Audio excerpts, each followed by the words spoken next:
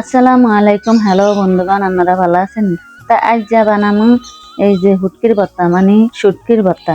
তো শুটকি ভর্তার লাগে আমি এই তো পেঁয়াজ আর কাঁচামরিচ আর রসুন লইছি কুচি করে, তখন এগুন বাজ্যা লইতাছি।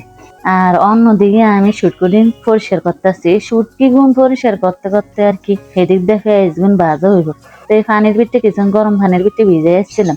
অনেকগুনের একটু চামিচ দিয়া সেই যে খায় আসছি খাই এটি উড়ে এলেছি। আর অন্যদিকে আবার এই পেঁয়াজ কাঁচামরিচ রোন ভাজতে আছে।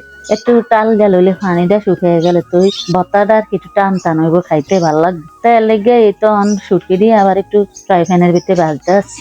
একটু টাইলা লইল এই তো পেঁয়াজ রোন কাঁচামরিচ ভাজ হয়ে গেছে। আর লগে লাল মরিচ কতক্ষণ আগের থেকে ভিজিয়ে রাখছি। অনাই যা সেশন দিতে বর্তমান হয়ে এগুনের এককারি বালা কইয়া থেইটা থেইটা এককারি বালা করে সেচা লইছি লইয়া এর হুড়ি লগে দিয়ে তো এই তো ভর্তা বানাই লাগছি। এই হইলো আর শুটকির ভর্তা, এত স্বাদ হয়েছে খাইতে কি কইতাম। রান্না করে যদি খাওয়াই থাকতাম তাহলে ভালো লাগতো। তা আর কি আর ভাইও বোনেরা আর ভিডিওটা ভালো লাগলে একটু সাবস্ক্রাইব করে দিন। আপনারা এরকম করেন টিপটারিং করেন কি লেগে আমাকে কি পয়সা লাগবে না সাবস্ক্রাইব করতে। আর কি আপনারা ভালো থাকেন, আল্লাহ হাফেজ।